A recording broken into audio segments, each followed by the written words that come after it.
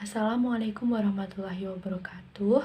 Kami dari kelompok 2 mata kuliah Akuntansi Biaya Lanjutan dengan dosen pengampu Ibu Dr. Retno Martanti Endah Lestari, SE, MSI, CMA, CAPM, CT, CPSP, CPMP, CBOA, CGL, CAP. Kelas 4C, Program Studi Akuntansi, Fakultas Ekonomi dan Bisnis, Universitas Pakuan. Pada kesempatan kali ini, kami yang beranggotakan saya Oktavia Sanika Dewi dengan nomor NPM 0221200081 dan rekan saya Maria Karasima Fernanda Rove dengan nomor NPM 0221200084 dan rekan saya juga Najwa Holida Putri dengan nomor NPM 0221200104 akan menyampaikan materi tentang konsep dasar linear programming dan konsep dasar pricing. Yang pertama, konsep dasar pricing. Pricing dapat didefinisikan sebagai kalkulasi harga. Pricing adalah kalkulasi harga, di mana dalam istilah usaha, pricing adalah proses bisnis dalam menetapkan nominal harga penjualan produk atau jasa. Pengertian lain menyebutkan pricing adalah aktivitas menentukan nilai dari sebuah produk atau layanan. Pricing atau harga menjadi salah satu faktor utama yang konsumen pertimbangkan sebelum melakukan pembelian. Bahkan dalam strategi bauran pemasaran, penetapan harga menjadi salah satu elemen utama yang harus dipertimbangkan secara teliti. Selain itu, konsumen juga menyukai barang yang memiliki kualitas yang sesuai dengan harganya. Inilah mengapa harga menjadi salah satu komponen utama yang berperan dalam meningkatkan penjualan perusahaan. Tujuannya adalah agar dapat menarik minat lebih banyak prospek penjualan atau prospek untuk melakukan pembelian. Maka dari itu, perusahaan juga harus menghitung keuntungan dan pendapatan yang diperoleh dari penetapan harga tersebut. Nah, tujuan dari pricing sendiri ada 6. Yang pertama, kelangsungan hidup perusahaan, artinya agar perusahaan mampu bertahan. Yang kedua, peningkatan arus keuntungan, yakni untuk memaksimalkan laba dengan mengutamakan prestasi perusahaan. Yang ketiga, kepemimpinan kualitas produk, yakni agar dapat menutup tingginya biaya dalam menghasilkan mutu produk yang tinggi. Yang keempat, meningkatkan penjualan. Yang kelima, mempertahankan dan meningkatkan bagian pasar. Dan yang keenam, menstabilkan harga dengan tujuan untuk menghindari perang harga pada waktu permintaan naik maupun permintaan turun. Jadi permintaannya tidak stabil. Hal ini dapat distabilkan dengan stabilitas harga.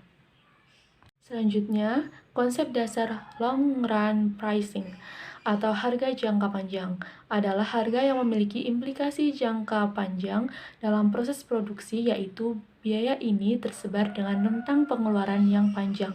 Biaya-biaya ini dikeluarkan pada faktor-faktor tetap, yaitu pabrik, gedung, mesin, dan lain-lain. Karena hal itulah, biaya yang relevan dalam jangka panjang adalah biaya total, biaya variabel, biaya rata-rata, dan biaya marginal. Jangka panjang dalam pengertian ini tidak terikat dengan waktu. Semua sumber daya yang digunakan dalam proses produksi bersifat variabel atau jumlahnya dapat berubah-ubah. Produksi dalam jangka panjang memungkinkan perusahaan untuk mengubah skala produksi dengan cara baik mengubah maupun mengurangi sumber dayanya.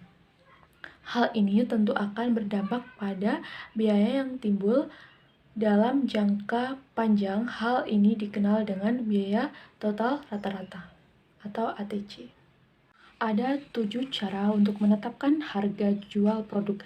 Yang pertama, cost plus pricing method. Yang kedua, markup pricing method. Yang ketiga, break-even pricing. Yang keempat, keystone pricing. Yang kelima, manufacturer suggested retail price. Yang keenam, value based pricing. Yang ketujuh, penerapan harga berdasarkan pasar.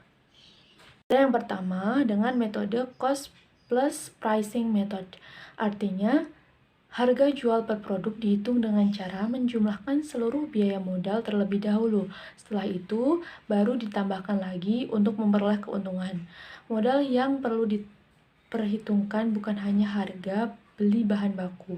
Selain itu, juga perlu menambahkan biaya operasional seperti listrik dan juga tenaga kerja. Nah, cost plus pricing method ini jika disederhanakan dalam sebuah rumus akan menjadi seperti ini. Harga jual sama dengan modal ditambah persentase laba. Agar lebih mudah dalam memahami cost plus pricing method ini akan disampaikan lebih lanjut oleh rekan saya Najwa Khalida Putri. Kepada Najwa Khalida Putri dipersilahkan. Agar mudah dalam memahami cost plus pricing method, berikut ini contohnya. Bu Siti diasumsikan memiliki usaha catering dan menerima pesanan nasi ayam goreng sebanyak 100 porsi untuk sebuah acara di kantor. Untuk membuat pesanan tersebut, Bu Siti memerlukan modal sebesar 1.150.000 dengan rincian berikut. Beras 100.000, ayam dan telur 450.000, sayur lalapan 50.000, sambal 100.000, bumbu lainnya 50.000, gas 100.000, kemasan 100.000, dan tenaga 250.000. Di sini Bu Siti ingin memperoleh keuntungan sebesar 20%. Maka perhitungannya adalah harga jual sama dengan modal ditambah laba. Sama dengan 1.150.000 ditambah 20% dikali 1.150.000.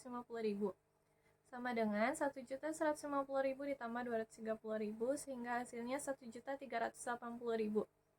Maka harga jual per porsi dari nasi ayam goreng adalah 1.380.000 dibagi 100, yaitu 13.000 per porsi. Yang kedua yaitu markup pricing method. Tetapi markup pricing method perhitungannya lebih sederhana karena penjual hanya perlu menambahkan modal dengan keuntungan yang ingin didapatkan. Berbeda dengan metode pertama yang memakai presentasi dari total modal. Rumus dari markup pricing method ini yaitu harga jual sama dengan modal ditambah markup.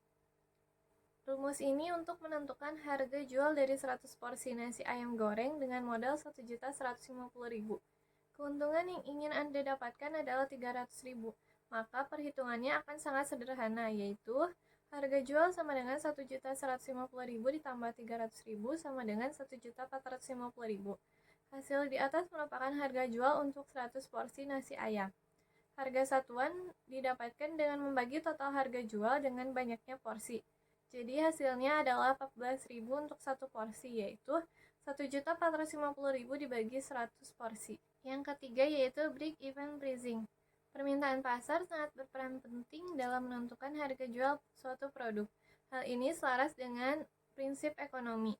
Jika permintaan naik, harga produk naik. Begitu pula ketika permintaan menurun, harga pun ikut turun. Break-even pricing memperhatikan ongkos produksi di samping permintaan pasar dalam menentukan harga. Apabila penjual masih berada di bawah ambang batas break-even, artinya usaha Anda akan merugi. Jika penjualan lebih tinggi dari titik break-even, barulah bisa dikatakan bahwa Anda berhasil mendapatkan sebuah keuntungan. Yang keempat yaitu Keystone Pricing. Dalam metode Keystone Pricing, sebuah produk dijual dengan harga 2 kali lipat dari total modal yang telah dibutuhkan untuk produksi. Contoh, penerapan Keystone Pricing adalah sebuah jaket dibuat dengan menggunakan modal 150.000, kemudian dijual dengan harga 300.000. Namun, metode ini tak bisa sembarangan dipakai. Kualitas produk pun harus sesuai dengan harga yang dijual. Semakin tinggi harga jual, kualitas produk seharusnya akan lebih bagus. Jika hal ini tidak diterapkan, produk tidak akan laku di pasaran manapun. Kelima yaitu Manufacturer Suggest Retail Price. Sesuai dengan namanya, Manufacturer Suggest Retail Price ini menjual barang menggunakan harga yang sudah ditetapkan oleh pabrik. Biasanya, metode ini digunakan dalam penjual kendaraan motor, barang elektronik, ataupun obat-obatan. Meskipun telah ditetapkan oleh pabrik, harga di lapangan bisa saja berubah. Misalnya, retailer ingin mendapatkan keuntungan lebih besar sehingga retailer tersebut menaikkan harganya. Atau permintaan pasar akan barang tersebut menurun sehingga retailer terpaksa untuk menurunkan harga supaya produk laku terjual. Contoh penerapan manufaktur Suggest Retail Price adalah harga sepeda motor merek X dari produsen A dijual dengan harga 21 juta. Maka di seluruh Indonesia harga jualnya akan sama karena telah ditetapkan oleh produsennya langsung. Yang keenam yaitu value based pricing. Metode penentuan harga pokok yang satu ini cukup unik karena ditentukan langsung oleh pelanggan bukan oleh penjual. Metode penentuan harga pokok yang satu ini cukup unik karena ditentukan langsung. Harga jual dengan metode value based pricing akan disesuaikan dengan besarnya nilai barang tersebut bagi pembeli. Metode ini cukup sulit diterapkan karena tidak ada patokan khususnya. Orang yang menganggap sebuah barang memiliki value yang begitu tinggi akan rela membayar mahal untuknya. Mode value-based pricing ini lebih sering dijumpai pada transaksi jual-beli barang antik atau benda-benda koleksi lainnya. Baik, selanjutnya yang ketujuh, penerapan harga berdasarkan pasar. Metode satu ini untuk menentukan harga produk dengan menggunakan modal sebagai bahan acuan. Namun di metode yang terakhir ini justru sebaliknya. Contohnya pada bisnis makanan, harga standar untuk satu porsi bakso di sekitar wilayah pasar adalah Rp8.000. Apabila penjual ingin menjual bakso, maka harganya diusahakan setara. Jika lebih tinggi atau lebih rendah pun selisihnya tidak banyak. Dengan patokan harga jual inilah Anda memperhitungkan modal yang perlu dikeluarkan. Tak hanya itu, penjual juga perlu memikirkan strategi yang tepat agar tetap bisa menghasilkan keuntungan dari bisnis bakso tersebut. Untuk memenangkan persaingan dalam bisnis, yaitu semacam langkah yang dapat dilakukan adalah meningkatkan mutu produk. Faktor-faktor yang mempengaruhi harga jual.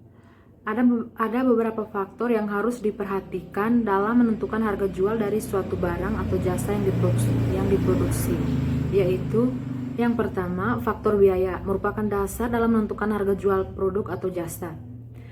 Biaya dapat langsung diidentifikasikan kepada produk atau jasa yang dihasilkan karena merupakan faktor yang berasal dari dalam perusahaan. Yang kedua, faktor bukan biaya merupakan faktor yang berasal dari luar perusahaan yang dapat mempengaruhi keputusan manajemen dalam menentukan harga jual produk atau jasa.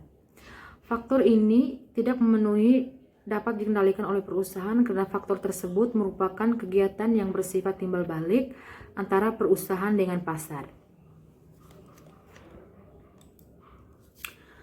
Berikut ini non-cost factor dalam pricing tersebut antara lain. Yang pertama, keadaan perekonomian.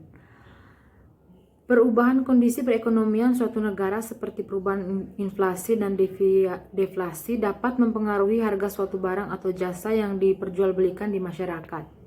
Yang kedua, permintaan dan penawaran pasar. Permintaan merupakan jumlah barang atau jasa yang diinginkan oleh konsumen di pasar pada tingkat harga beli tertentu.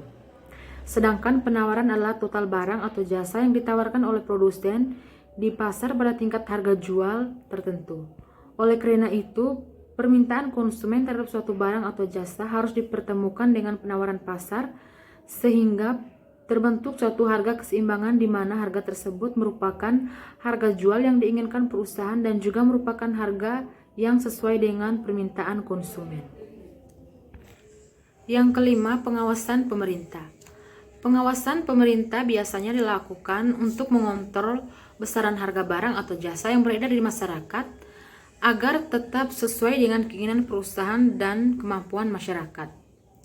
Yang keenam, citra atau kesan masyarakat. Semakin tinggi citra suatu produk di masyarakat akan menyebabkan produsen menetapkan harga jual yang tinggi.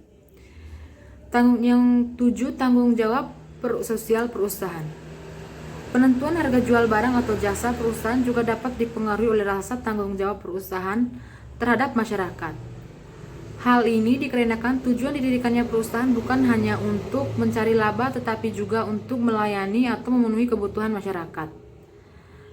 Yang kedelapan, tujuan non-laba atau nirlaba. Pada organisasi non-laba atau nirlaba, laba bukan tujuan utama berdirinya organisasi tetapi bertujuan melayani masyarakat agar tingkat kehidupannya lebih setara.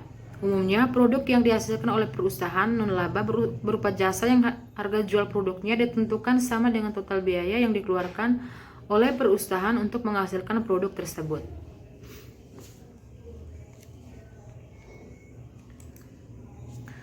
Dapat kita simpulkan, pricing adalah kalkulasi harga. Sebagai istilah dalam usaha, pricing adalah proses bisnis dalam menetapkan nominal harga penjualan produk atau jasa. Bahkan dalam strategi bauran pemasaran, penetapan harga menjadi salah satu elemen utama yang harus dipertimbangkan secara teliti. Inilah mengapa harga menjadi salah satu komponen utama yang berperan dalam meningkatkan penjualan perusahaan. Perusahaan harus mampu menentukan harga barang sesuai dengan nilai produk atau orientasi pasar. Biaya jangka panjang adalah biaya yang tersebar dalam rentang output yang panjang. Biaya ini dikeluarkan pada faktor-faktor tetap, yaitu pabrik, gedung, mesin, dan lain-lain. Cost plus pricing merupakan metode perhitungan harga jual sebuah barang dengan menghitung harga suatu barang per bijinya yang ditambah laba yang diinginkan oleh pihak perusahaan untuk menentukan harga jual yang diinginkan. Non-cost factor dalam pricing merupakan faktor yang berasal dari luar perusahaan yang dapat mempengaruhi keputusan manajemen dalam melakukan harga jual produk atau jasa. Demikian presentasi dari kami ucapkan terima kasih.